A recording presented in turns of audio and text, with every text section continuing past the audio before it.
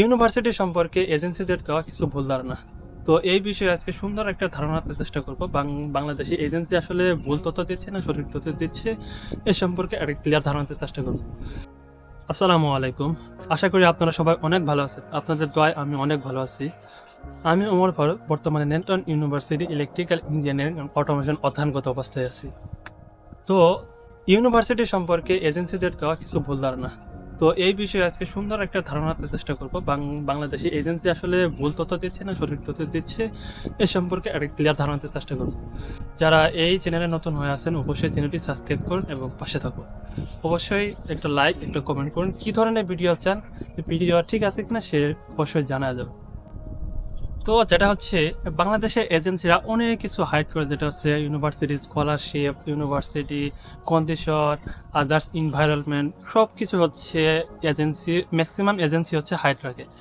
হ্যাঁ, এটা হচ্ছে আপনি জানবেন কিভাবে, সেটা হচ্ছে একটা সুন্দর একটা ধারণা, একটা টেকনিক বলে দিই, যেটা হচ্ছে আপনি সুন্দরভাবে জানবেন আসলে এজেন্সিরা ভুল তথ্য দিচ্ছে না সঠিক তথ্য দিচ্ছে, ইউনিভার্সিটির স্কলারশিপ ঠিক বলতেছে না মিথ্যা বলতেছে, বা এনভায়রনমেন্ট ঠিক আছে কিনা, বা আদার্স খরচাপাতি সব ঠিক আছে কিনা সে সম্পর্কে একটা সুন্দর ধারণা পাবেন।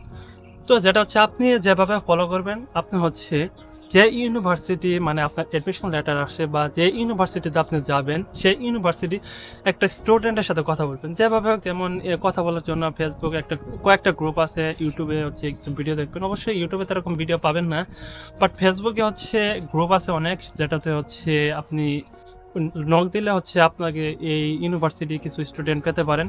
সেই ইউনিভার্সিটি স্টুডেন্টদের সাথে কথা বলবেন। আসলে তার সাথে কথা বললে ইনস্ট্যান্ট একটা কথা বলে জানতে পারবেন বর্তমানে ইউনিভার্সিটি স্কলারশিপ কেমন দিচ্ছে, আর হচ্ছে ইউনিভার্সিটি ডর্ম বা যেটা হচ্ছে সব কিছু ঠিক আছে কিনা সেটা হচ্ছে আপনি জানতে পারবেন। আর সেটা হচ্ছে জানার পর আপনি এজেন্সির কাছে জিজ্ঞাসা করবেন যে তার সাথে তার কথা, মানে স্টুডেন্টের কথা আর এজেন্সির কথা ঠিক আছে কিনা। যদি ঠিক থাকে তাহলে ভাববেন যে এজেন্সি ভুল সঠিক তথ্য দিচ্ছে, আর যদি আপনার হচ্ছে ভুল মিল না থাকে তাহলে হচ্ছে সে এজেন্সির কাছ থেকে দূরে থাকায় আমি মনে করি বুদ্ধিমানের কাজ। তো যেটা হচ্ছে আপনি সবসময় চেষ্টা করবেন হচ্ছে স্টুডেন্টদের সাথে কথা বলা।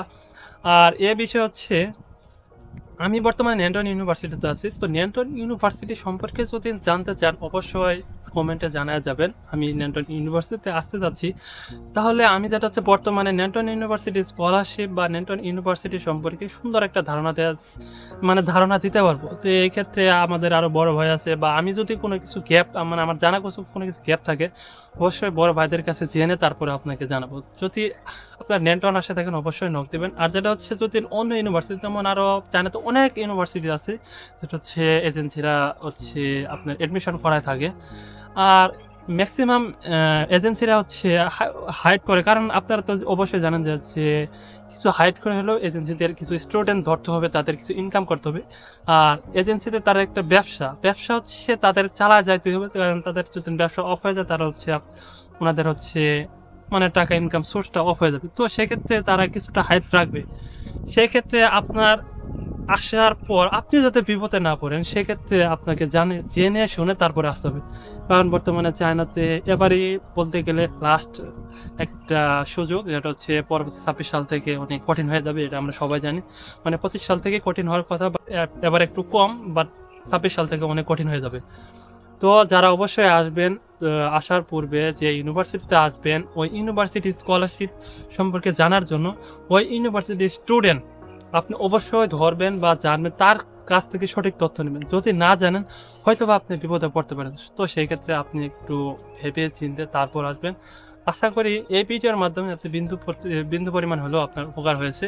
তো যদি উপকার হয়ে থাকে অবশ্যই চ্যানেলটি সাবস্ক্রাইব করবেন এবং পাশে থাকবেন। আর যদি কী ধরনের ভিডিও চান, কী রিলেটেড ভিডিও চান অবশ্যই কমেন্ট করে জানাবেন। আশা করি আপনাদের এই ইউনিভার্সিটি সম্পর্কে বা আদার্স কোনো কিছু সম্পর্কে ভালো একটা ধারণা দিতে পারবো। তো ভিডিওর সাথে থাকবেন, ইনশাআল্লাহ পরবর্তী ভিডিওর সাথে দেখা হবে। আজকের মতো বিদায়, আল্লাহ হাফেজ।